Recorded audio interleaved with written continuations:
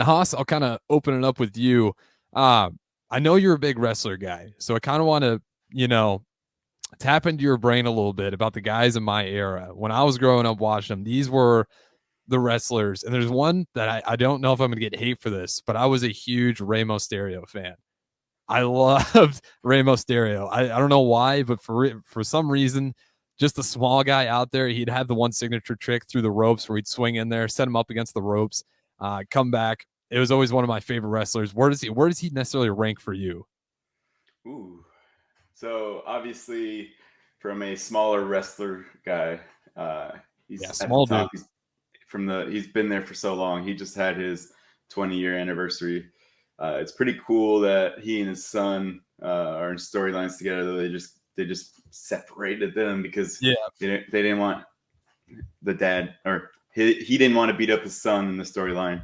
I really do like what uh, Dominic is doing right now. Mhm. Without the Judgment Day, Dominic he probably wouldn't be where he is at. And we talked about Rhea Ripley before, and just her influence on the team there and the faction there. Uh, it's interesting, as the topic of the day is greatest factions of all time. If DP was here, he would be like, "Hey, why didn't you put the Judgment Day on there?" Well, they haven't won belts yet, so it's kind of hard to put them there. But the future for them is pretty bright if they can keep doing what they're doing. I kind of want to see them grow. Mhm. I like factions that grow and grow in size and just dominate. And so if I say that, there's probably a preview of a faction that I think is the greatest faction of all time. Um, Normally, we would go and say, "Hey, this is the Mount Rushmore. This is the top Uh-huh. 10." But for this week, I thought it would be cool to make an NCAA type bracket and make four different regions and go 1 through 4 in each region, and then see who ends up on top. So, love to get some help from listeners to see what they think. But I could just go start with these four real quick. We have the NWO as a 1 seed, the Hart Foundation as a 4 seed, the Four Horsemen as a 2 seed, and there's a somewhat of a relation there with the main event Mafia as the 3 seed. Now, main event Mafia is someone that might be forgotten about, but they had some pretty cool WCW guys in there, so I kept that bracket together. So NWO versus Hart Foundation, Four Horsemen versus main event Mafia. Uh, You Obviously, throw the Evolution NW. in there? No, well, right now just keeping those four together. Okay. You Gotcha. you said Evolution. Yep. Well, we could go to this side of my bracket. Since this is radio, we don't have the visuals, but I have If the you're watching the stream, you can kind of see it somewhat. I You can have see the hand move. DX. I could do this. You got an actual spreadsheet set out. That's awesome. I have DX against the Nation, because the Nation, they dominated. And then I have, so DX is the 1, the Nation is the 4, Evolution is the 2, and since it's my show, I can do what I want. I put the Authority and the Corporation together as the 3. So separately, together, the Authority and the Corporation as the 3. So those are two of our older brackets. Do you want me to keep going to tell everyone which each region, what each region is? That's a tongue twister. Or do you want to just stay with those regions? No, you can go for it. I'll kind of let you. I'm looking at some of these right now, trying to re-jog my memory. And then you had the Four Horsemen. That was a 1 seed for you. Or was that There, a 2 seed? so for how it's aligned, they are a 2 seed, Okay. um, and so from the diagram that you have, it's a 1, 4, 2, 3 for each Mm-hmm. region. So for the mid newer group, it's the Bloodline and the New Day. So the Bloodline's the 1, the New Day is the 4, against the Shield being a 2, and the Wyatt family being a 3. The And Wyatt then family is one I don't even. That one is feel like that one's not really talked about a whole lot. Or am I wrong on that one? So right now, with Bray Wyatt coming back to WWE, if it's handled correctly, and DP hates how they use Bray Wyatt in The Fiend, but it's a very anticipated return by a lot of fans, and the Wyatt family was quite successful. They didn't have a lot of belts, and so if belts are what makes you important, then unfortunately they didn't have a lot of belts, but they had a lot of domination, and they had some really big 7-footers that just beat up everyone. So Braun Strowman was a part of that group, and I don't know if you've seen clips of him on YouTube, but he just lifts up semis and just tips them over because he's Braun Strowman and he's a very big guy. The last one, since we talk about WWE so much, thought I'd give some respect to some non-WWE guys. So the Bullet Club being the 1 seed, Aces and Eights, some of DP's friends there, because he's boys with the Dudley Boys. That's the 4 seed there. The Inner Circle against the Elite, Inner Circle being 2 and the Elite being 3. So giving all these different groups some respect. It's a lot of factions. And how much chalk do we go? How much do we go with the 1 seeds winning out?